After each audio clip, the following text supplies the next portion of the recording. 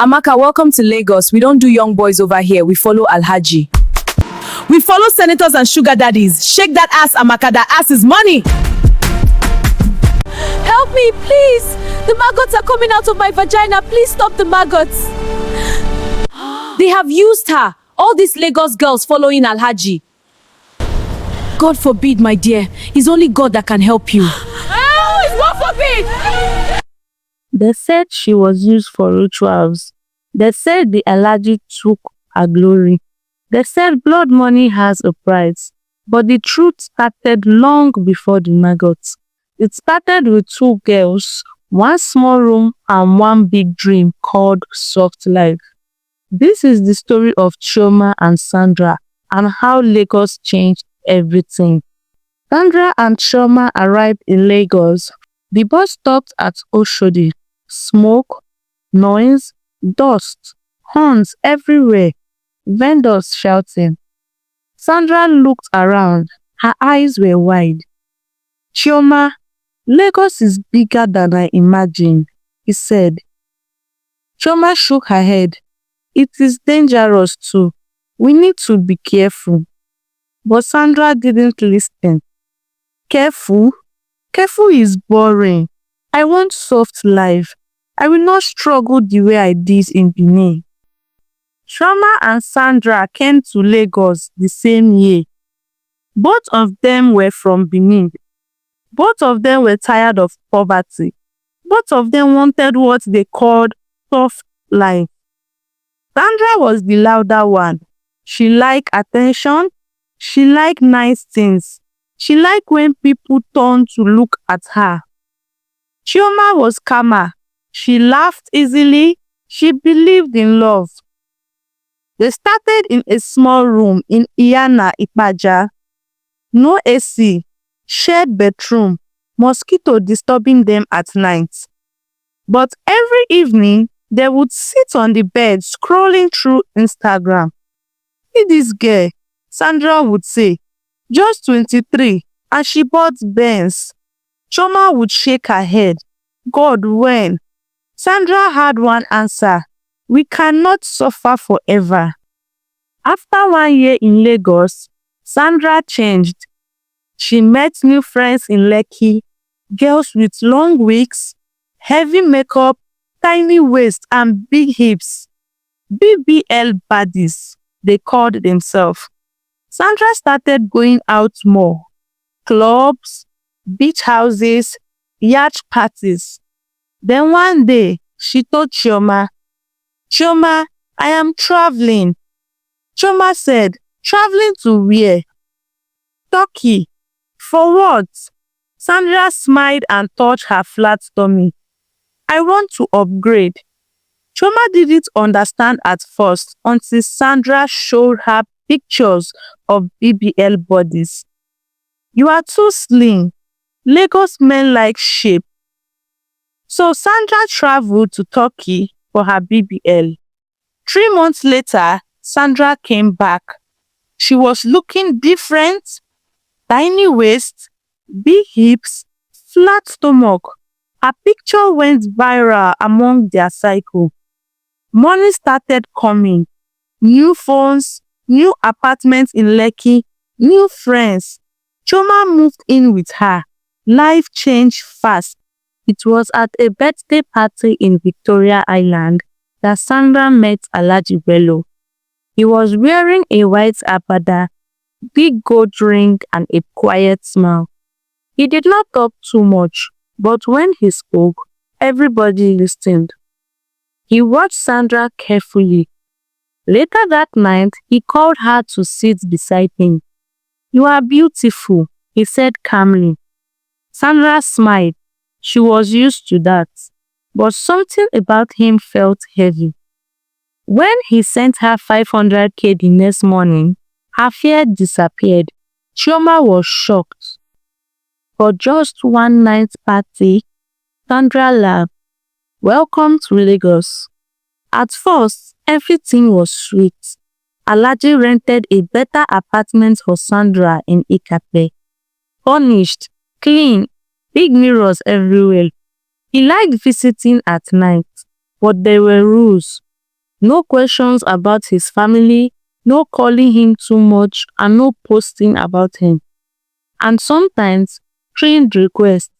He would ask Sandra to wear only wipes. He would bring small bottles of perfume that smelled bitter. One night, Chioma noticed something. After Alhaji left, Sandra was quiet. "Are you okay?" Chioma asked. Sandra forced a smile. "I am fine." But she started having bad dreams. She would wake up sweating. She stopped laughing like before. After meeting Alhaji Bello, Sandra's life changed fast. New apartment, better clothes, hair always fresh, nails always done. Chioma enjoyed the comfort too, but she was watching carefully. Sandra started acting different.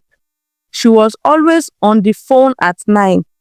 Sometimes, Alhaji would come very late and leave before morning. He did not like protection. Whenever Chioma warned her, Sandra would say, "Please stop.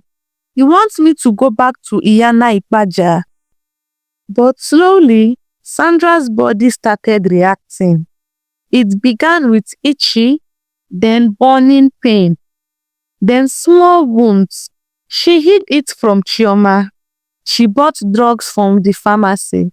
No proper hospital care, no test, just pride. One evening, Chioma entered the room and stopped. "What is that smell?" she asked. Sandra pretended not to hear.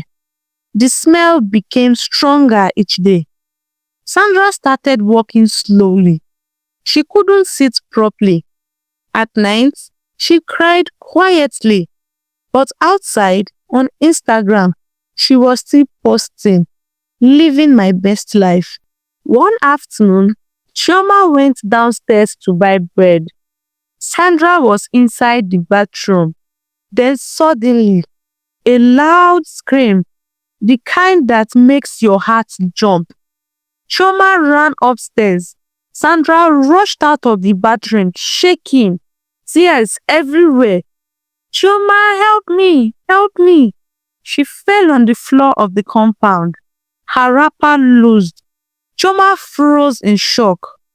From between Sandra's legs, small white maggots were dropping on the floor, moving, alive. Sandra was crying, legs open on the ground, not even thinking about shame. Neighbors gathered immediately.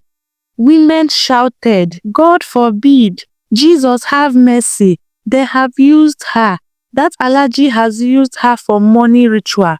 Some people ran away. Some covered their noses. One woman said loudly, "This is blood money." Chioma quickly covered Sandra with clothes, crying and shaking. Sandra kept screaming, "I am dying. Something is eating me." The whole compound was in chaos. The hospital room was cold. Sandra lay on the bed, weak, sweating, breathing fast. Chioma sat beside her. Her eyes were swollen from crying. The nurses that tried cleaning the wounds, they have tried different medication, but the maggot kept appearing again. The doctors looked worried. One of them called Chioma outside. "The damage inside is very serious," he said quietly. "We are trying, but her body is not responding." "So she will be fine, right?" Chioma asked, shaking. The doctor did not answer immediately. "We cannot promise anything." That was all. After 2 weeks and heavy bills, the hospital told Chioma something painful. "There's nothing more we can do here." Sandra's body was weak. The wounds were not healing. Each time they cleaned her, more maggots appeared after some days. Chioma was confused. Sandra was tired. "I want to go home," she whispered. So they took her back to her mother's house in Benin. When they arrived, neighbors gathered immediately. People had already heard rumors. That Lagos girl, that one that followed Alhaji. When Sandra stepped down from the car, she was not the same girl that left. She was thin, pale, walking slowly. At night, the pain started again. She screamed. Her mother cried helplessly. Sometimes, while cleaning her, small maggots would still be seen in the damaged area. The women helping would shout, "God forbid." Some refused to touch her. Some said it was ritual. Some said her destiny was taken. The story grew bigger than truth. In the streets, people whispered, "That rich man used her. You think free money has no price? Blood money is real." Even small children were warned using her name. Chioma stayed with her. She watched her friends suffer daily. Sandra could not sit properly, could not sleep, she could not even eat well. She cried often. "Chioma, I just wanted better life," Sandra said. Those words broke Chioma every time. Weeks passed. Sandra became weaker. The once proud BBL body was gone. Her eyes were sunken. Her voice became small. One evening, she held her mother's hand. "Forgive me, mother. I am sorry. I should have listened to you. I should have taken life step by step. I wanted quick money. Now look at my life now. Mommy, please, I'm sorry." Her mother could not say a word. Tears was just coming out of her eyes. That night, her breathing changed. Slow, heavy. Around 2 a.m., during a quiet dark night, Sandra stopped breathing. Just like that. No loud drama, no last speech, just silence. She was only 25. At her burial, people did not talk about hospital. They did not talk about choices. They were only talking about ritual. They talk about Alhaji. They talk about soft life. But Chioma knew something deeper. It started with small compromise, ignoring pain, being afraid to seek help early. And as for Alhaji Bello, he was nowhere to be found. He disappeared into thin air. Now, whenever Chioma sees young girls shouting, "I want soft life, I want Alhaji on TikTok," her heart beats fast because she remembers the bathroom screen, the compound floor, maggots on the floor, women shouting, "God forbid," and a life that ended too soon. This story teaches us that not everything that looks like blessing is truly a blessing. Many young girls today feel pressure.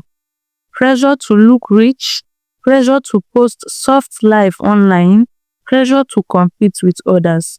But rushing into fast money, secret relationship, or dangerous lifestyle can destroy your peace, your health, and your future. Small warning sign should never be ignored. If something feels wrong, it is wrong. If someone give you gifts but control you, that is not love. That is danger. Your body is not a business. Your health is not something to gamble with. No amount of money is worth your life.